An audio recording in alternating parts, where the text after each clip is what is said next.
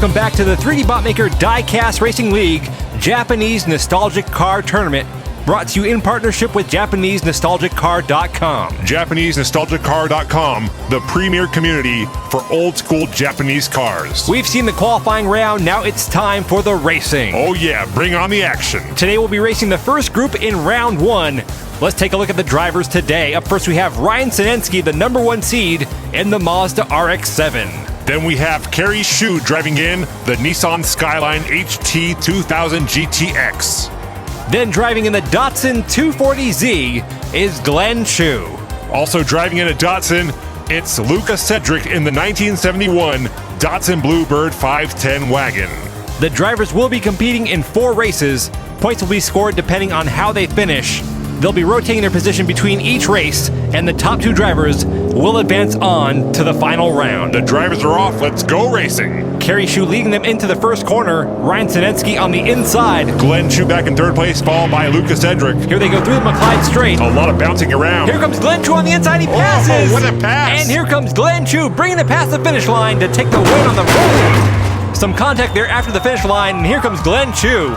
An impressive way to start this race off. Yeah, that was a great win. He waited patiently in 3rd place, saw the opening, and just took it. Here it is again, Kerry Shu in the Skyline and Ryan Sinensky in the Mazda having a lot of trouble there. That opened up the door on the inside for Glenn Shu to pass right there. Beautiful pass. A key to winning is capitalizing on your opponent's mistake. That's what Glenn Shu just did.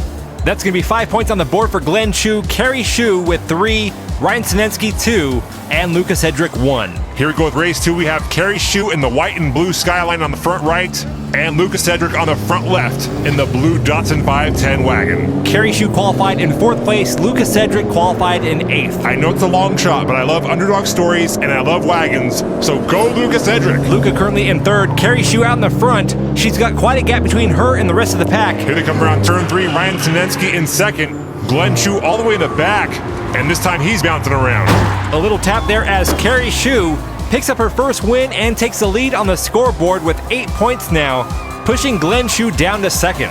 Also, check out that time, 17.652 seconds. That's the fastest time we've seen out of this group so far. See, I told you they were holding back in the qualifying round. Yeah, I definitely think there was some sandbagging going on.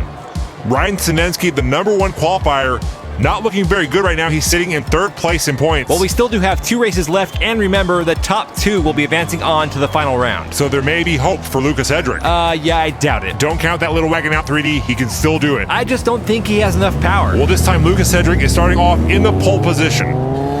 Here they go, Luca Cedric in the front.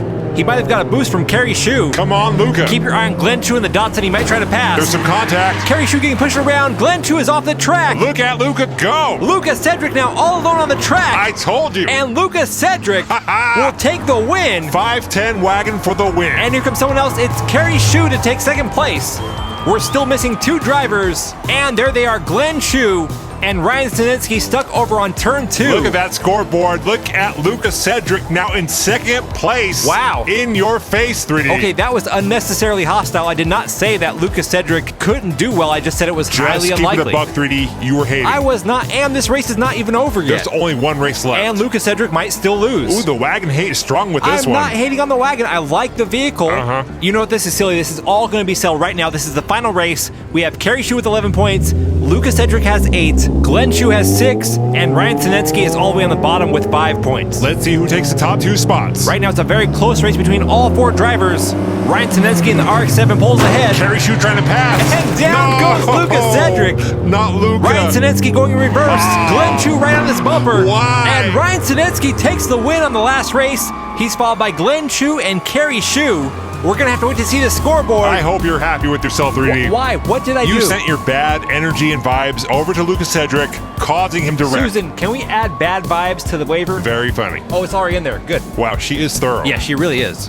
And there's a look at the scoreboard. Ryan Sinensky moves up from 4th place on the scoreboard to 2nd, and he will be joining Kerry Shu in the final round. It's a sad, sad day for the Datsun fans. The 240Z and the 510 wagon are both out of the tournament. Ryan Sinensky barely making the cut. He was only 1 point ahead of Glenn Shu. He almost lost it on that turn, but he was able to somehow maintain the lead going in reverse. From what I've heard, Ryan Sinensky is a big fan of Crazy Jimmy. He's obviously studied the tapes and learn how to drive out of his rearview mirror from the best. Susan's signaling me that we should remind the viewers that we do not encourage anyone to learn how to drive from the 3D Bot Maker Diecast Racing League. All the drivers you see on this channel are trained professionals. Do not try this at home. And there's your 2 winners of the day, Carrie Shu and Ryan Sinetsky. They'll be moving on to the final round. Coming up next time is the second half of round 1. Which 2 drivers will join them in the finals? Hit that like button to find out. I don't think that's how that button works. They'll never know until they try it. Well, there's certainly no harm in trying. And if that button doesn't work, try the subscribe button. I like where you're going with this.